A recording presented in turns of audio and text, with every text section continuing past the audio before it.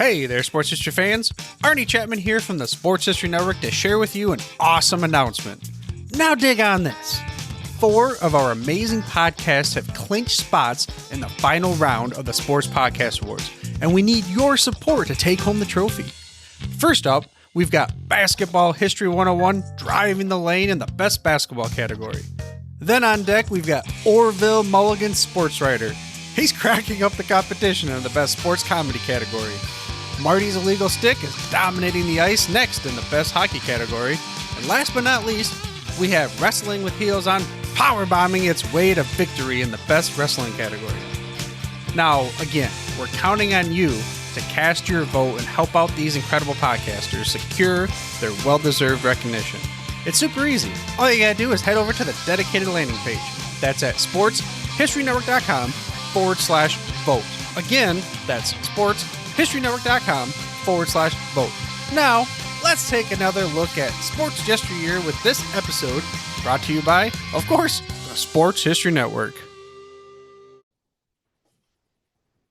I'd like to welcome everybody back to the Football's Family Podcast. And as we're recording this, it's just about a couple days left in 2023. So I hope everybody has had a pretty good year. If not, then you have a couple days to get to look forward to next year. And hopefully next year, 2024, will be even better. I've got a special guest today. Would you like to introduce yourself? Yeah, I'm Harv Aronson. I'm also on the Sports History Network, and I have a podcast called Total Sports Recall. And we basically cover all sports, interviews, and then topics, mostly from history. But no sport is left unattended on my podcast.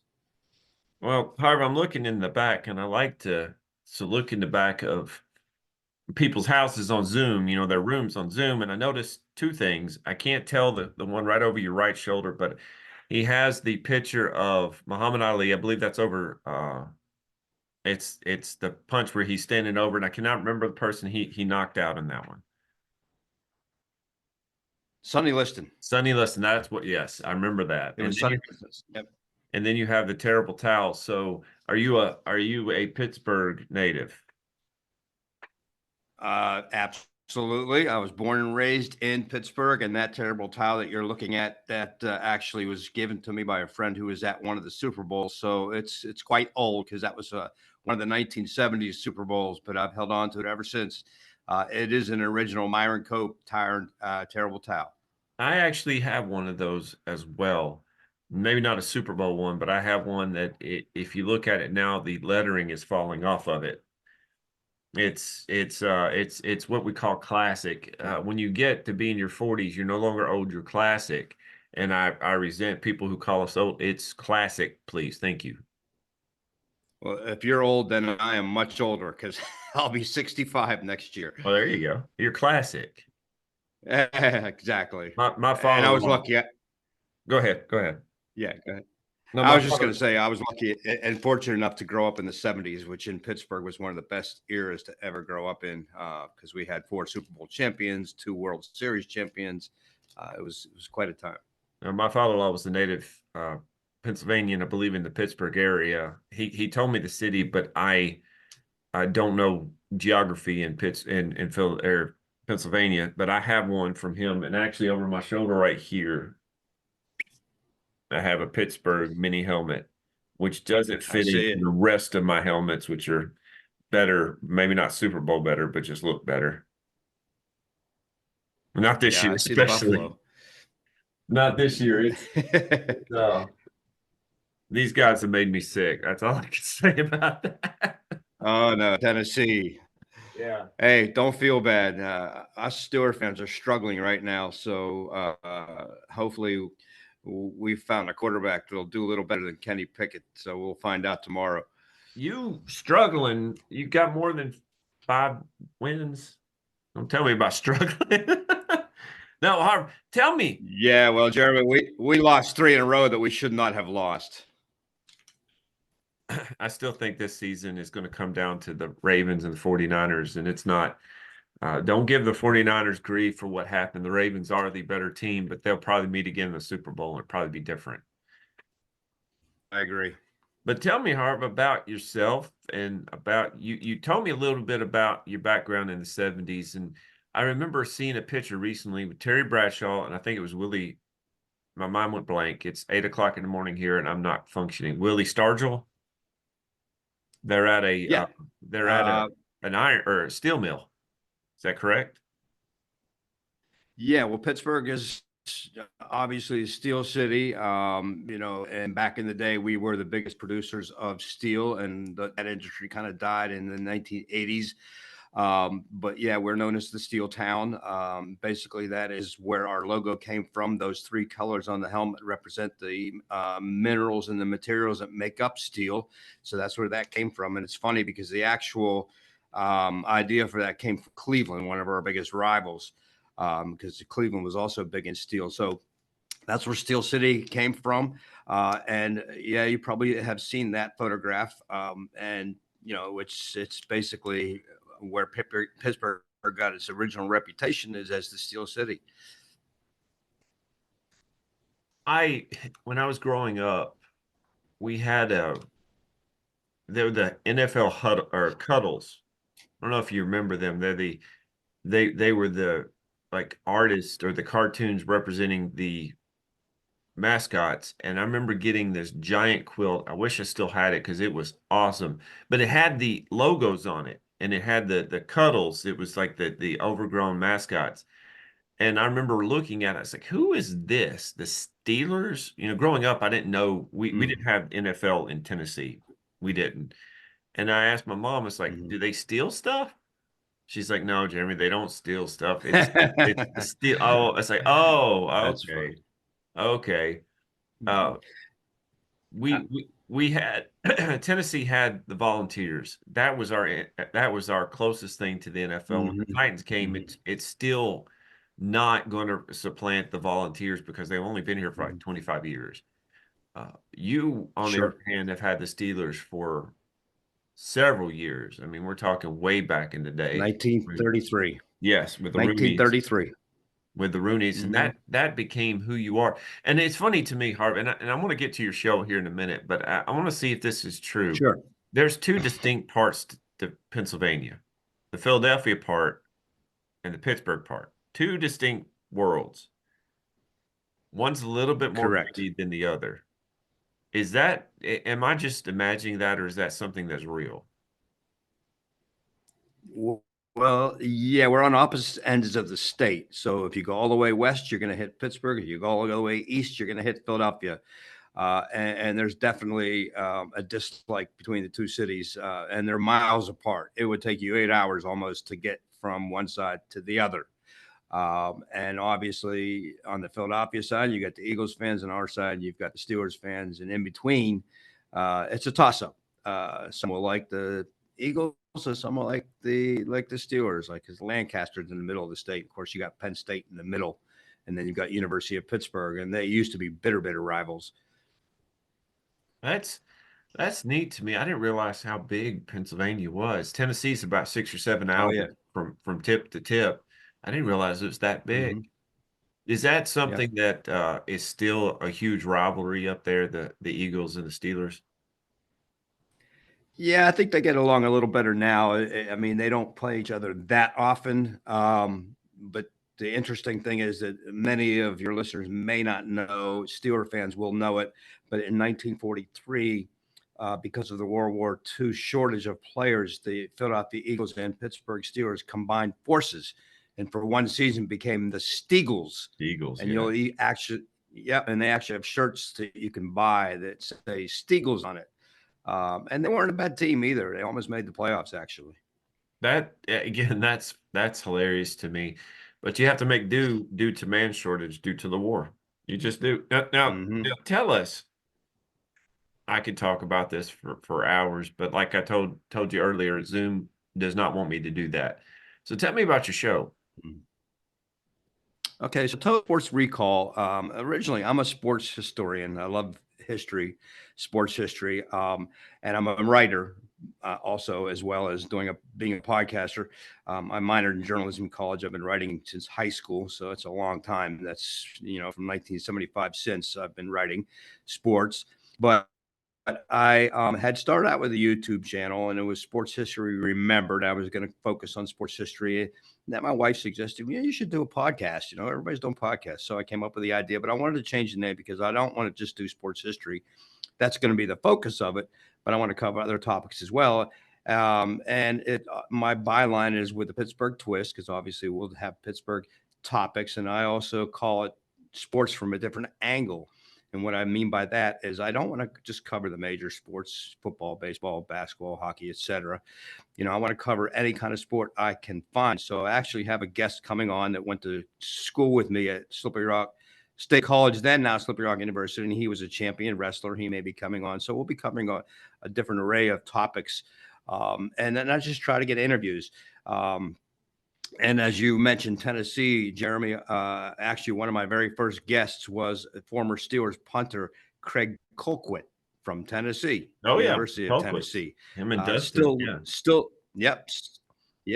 lives in Tennessee. And he was one of my very first guests, and he and I used to exchange emails way back. And so I contacted him this year, and he came back on my show, and that is listed under my podcast for anybody who wants to go back and listen to that episode. But great guy. And he and I still exchange texts, and he's actually talking about getting Dustin and his other son, Britton, both who had played in the NFL, on together on one of my shows when the season ends. He said it would be the first time the three of them have ever been interviewed on one show. So if that happens, that'll be very cool. All of them have won a Super Bowl. So that's the other interesting twist about that. But yeah, I try to cover any sport possible and array of guests and topics. I went and found this. Have you gotten to talk to Steve Massey? Not yet. Okay. If you can get him, I know of that podcast. Yeah. Yeah. If you can get him, he wrote a book about the 1947 Pittsburgh Steelers. Fantastic guest. It would be right down your alley. He's a very neat dude, very good book. I like how you blend. You do a little bit more, well, you do a lot more blending about the history than I do, but I love talking with people and from just the tech or the emails that we've been sending and just talking to you, you got a very good personality. So that probably makes it a lot easier for people to open up. Well, I appreciate that. No, no problem. No problem. I've always tried to be a people person. So well, it's hard to do because I read somewhere it's like I try to be a people person, but there's way too much people out there to be personable. So it's hard to do. It's hard to do. What is it that drew you into football? And this is a football podcast, so I want to talk about that a little bit. What drew you into football? Was it your dad or your grandfather? It's interesting you say that. So yeah, it is. My father plays a little bit of a part of that. When I was 12 years old in 1971, that's when my sports venture actually started. And I owe that credit to Roberto Clemente. And I always say that because my father was watching the 1971 World Series, and I walked into his room. He was watching the game, and I just happened to come in just as Roberto Clemente was coming to the plate. He had a home run that was a difference in the game.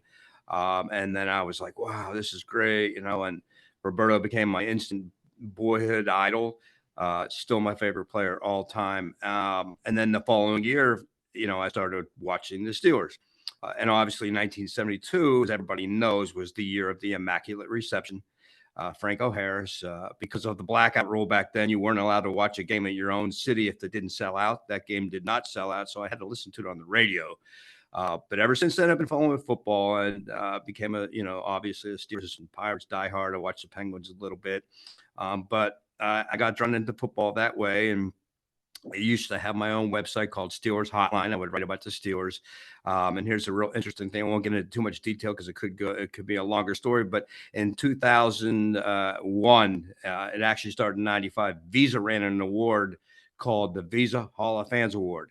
And you would write an essay on why you should represent your team in the Pro Football Hall of Fame. And they chose one fan from every team to represent their team in the Hall of Fame. Well, I won for the Steelers in 2001. Oh, wow. Very cool. I was invited down to Heinz Field. They gave me a plaque at the 50-yard line before the game, and they actually put your plaque on display in the Hall of Fame for 1 year until the next winner was represented. that process, invited to the Hall of Fame the following year to meet all the other winners, past and present. And it was very cool experience because I got to meet guys like Big Dog from the Cleveland Browns. Some of the Hogettes from the Redskins were there. A very famous fan in Denver, Barrelman, who unfortunately passed since then, was there. I got to meet Barrelman. Tons of fans, and it was such a great camaraderie among fans. No hatred among teams. We just all got along, partied together. It was so much fun. And after that, 2012, I actually wrote a book about all the fans that won that award. It's still available. It's called Pro Football's Most Passionate Fans. It's on Amazon and other places. And it just bios of all these famous football fans. Barrelman is more of a fan than I would ever be. Oh my God. Cold there His in Denver. story, he had actually he went to Denver. Somebody dared him to go into the game wearing a beer barrel, a cowboy hat, and cowboy boots, and nothing else. So he was naked underneath. He took the challenge, went in, and was such a smash. No, that's it was way such a too smash much. hit that, yeah. So they gave him a season ticket from that point forward, and he was an icon in Denver. Another guy I know, Big Nasty down in Tampa, is also another big icon in Tampa, Florida. And you may have seen him on TV. And Weird Wolf out in Kansas City, somebody else I know. Yeah, that's the thing. Titans have a Spider-Man guy that comes, and I cannot remember his name right off the top of my head, but he walks around like that, and that's pretty cool. I respect that. Now, for Barrelman, I'm just worried about frostbite in certain areas that you just don't want to talk about. and I I'll don't tell imagine you can sit. Yeah, when you meet this guy, if you would have got the chance to meet the guy, he passed away years ago. But when I met him, one of the nicest, most down to earth people you'd ever want to meet. He was such a super nice human being. So it's very sad that I forget what he died from, but it was an illness, and so he died young. But he left behind one hell of a legacy. That's awesome. That's awesome. And to be the fan of the year for your team had been an honor and humbling at the same time. Oh, absolutely. I mean, I was on cloud nine and standing at the 50-yard line at my city in front of people. I know there was people on the stands that knew who I was. And actually, when I returned to my seat after they gave me the plaque, and I'm waving the terrible towel, and this big guy stands up in front of me. He says, "Hey, I'm Charles Davis. I played for the Steelers in 1974 and won a Super Bowl with him. I just wanted to congratulate you." I was like, "Oh, wow, that's pretty cool." So I asked him if I could take a picture with him, and that was a pretty neat experience for sure. But then to know that you were in the Pro Football Hall of Fame, I mean, that's something special. Were you did you go up there during the year to see your plaque, just to walk by and say, "Hey, Oh that"? yeah, yeah. Absolutely. That's why I was saying that the following year, I thought that was it. That was my 15 minutes of fame. But one of the other winners had contacted me and said, "Hey, listen, we have a reunion every year during the regular Hall of Fame inductions, and you're invited to come up and join us." And that's when I met Barrelman and Big Dog, and so many others. And we all just hung out. We were in a parade. They actually have a parade every year.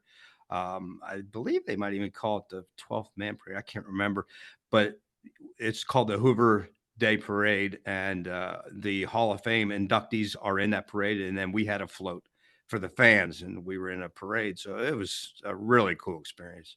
How far are you from Canton? Now I'm far.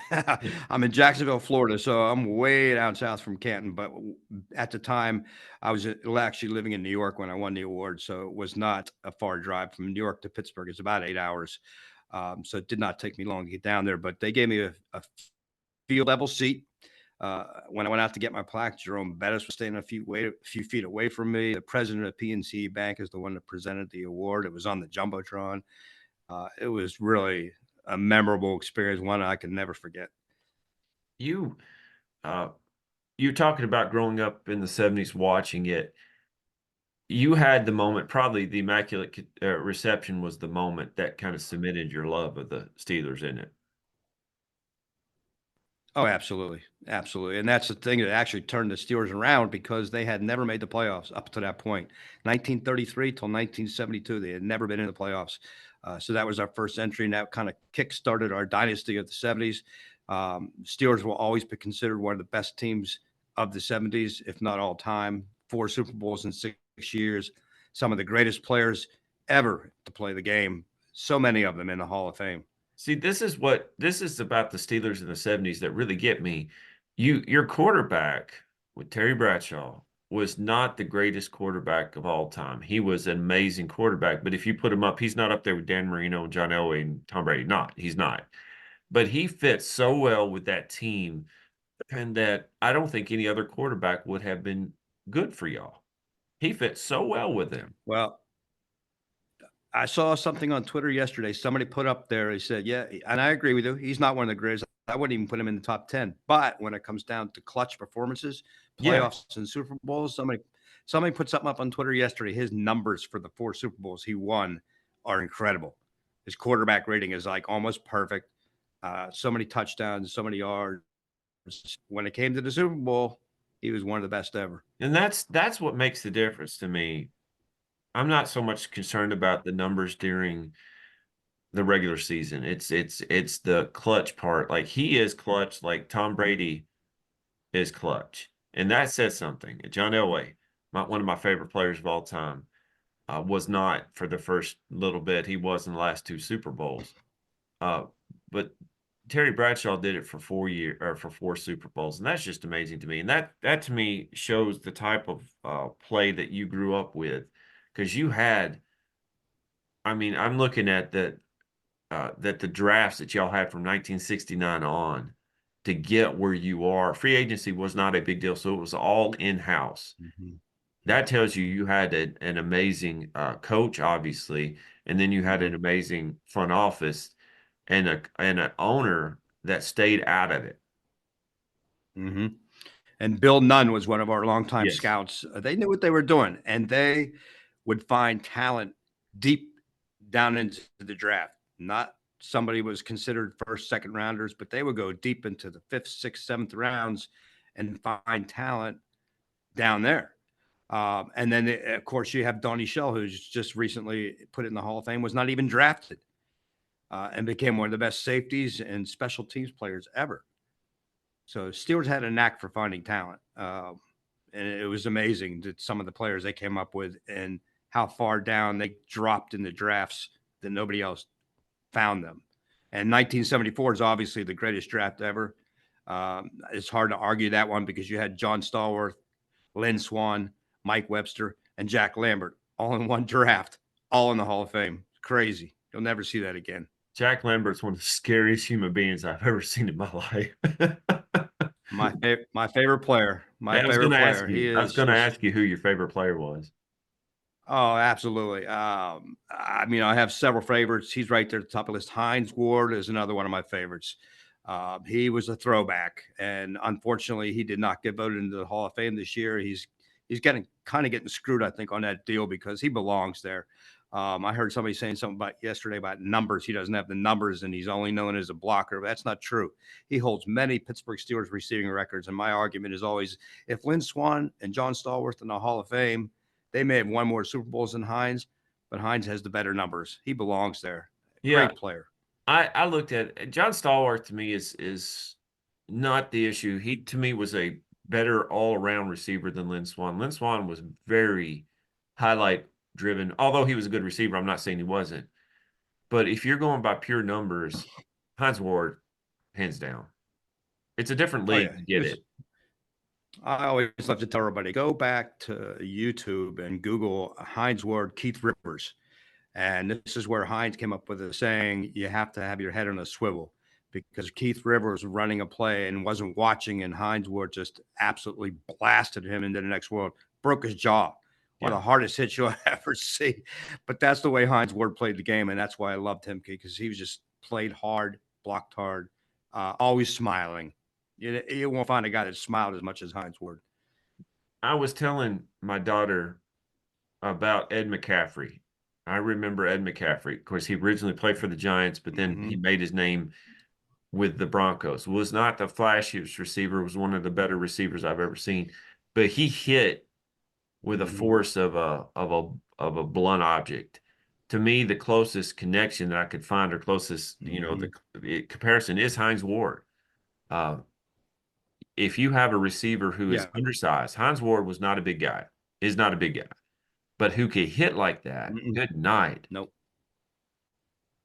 Mhm. I remember that Yeah, the and Super Charles Bowl. Johnson was another Steelers receiver we had. Charles Johnson was also a very good blocker when we had him as a receiver. And you don't see that now. You don't see that now. You don't see a lot of receivers wanting to block.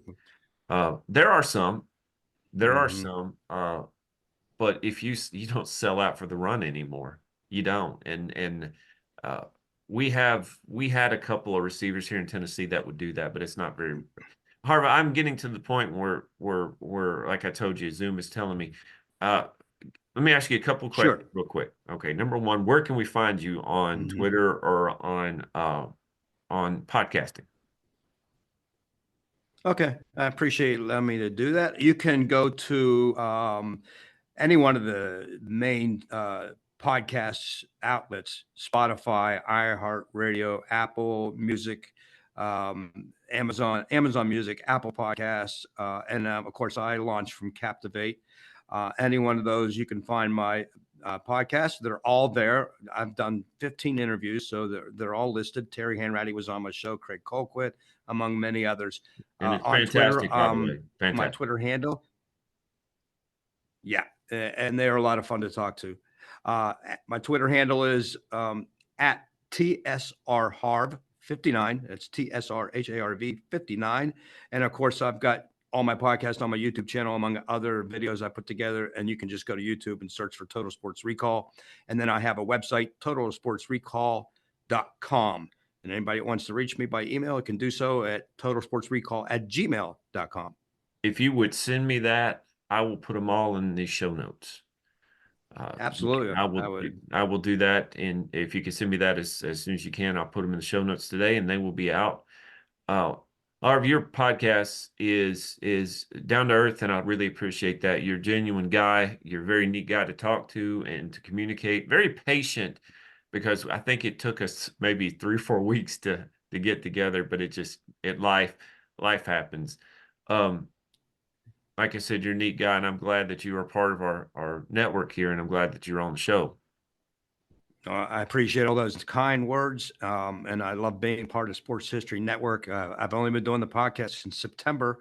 The numbers are pretty good, so I'm looking forward to a great 2024. Hopefully, get some more guests on, interesting guests, and then I'll have an array of topics. I do a podcast every single weekend. So if anybody wants to check it out, there will be one posted every weekend. Tomorrow, I'm doing a special about events that took place on New Year's Eve, going back only from the 1970s. So that's going to be an interesting little podcast. And see if you could find, like I said, you will be blessed. Talk to Steve Massey, and it'll be right down your alley as well. I will definitely look him up. I appreciate that, Jeremy, and thanks for having me on. No problem. No problem, guys. Have a great new year. You, Harv, have a great new year. My best to your family, if you would. I was down in the Florida area and passed through Jacksonville recently, and I still don't know how y'all deal with the water. I just don't know how you do it. My daughter's like, Dad, something's wrong with the water. I'm like, no, there's nothing wrong with the water. It's just how it works here. Yeah, I don't know if you're talking about drinking water, but we use bottled water, so we don't. Oh, we got drink the this is funny, and I know we're kind of running short, but I'll finish with this. So we go down to Orlando. Christmas this year was small up here in Tennessee, but we went to Disney World. It's like, this is your Christmas, girls. Just be happy. And they were. But they got in the shower and they said, something's wrong with the water. We smell awful. I'm like, it's the water in Florida. It's just what it is. It's just what it is. Yeah. Well, if you're ever back down in the Jacksonville area, Jeremy, you surely let me know. They don't want me back down there because my Titan stuff, they don't want it. After the 99-yard touchdown run that Derrick Henry did on them, they're not really happy with me coming down there. Well, if you don't mind, one real fast story. The Jacksonville Jaguars have lost 5 out of 7 games. The last time we played them this year, they desecrated the terrible towel. They disrespected it. And there's a curse to the terrible towel. Believe it. If you do something to the terrible towel, something bad will happen to you. Yeah. Since that game, Jaguars have lost 5 out of 7. Yeah, the Titans did that. So go terrible towel. Titans did that too. So yeah, I remember that. All right. Bengals did it once too, and they paid the price. Thank you for listening to the Football's Family Podcast. Thank you, Harv, for being on. Thank you.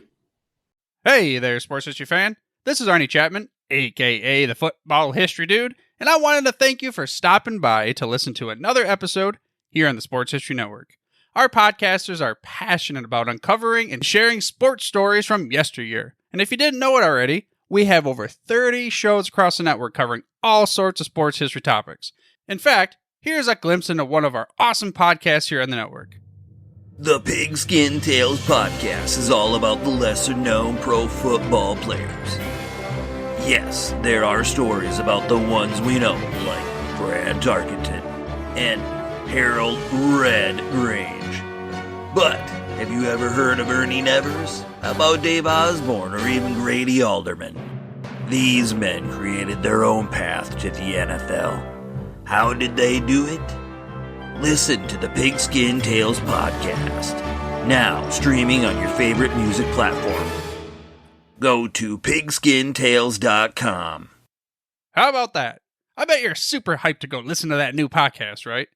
Well, to learn about this show and all the other podcasts on the network, head over to sportshistorynetwork.com/podcasts. Again, that's sportshistorynetwork.com/podcasts.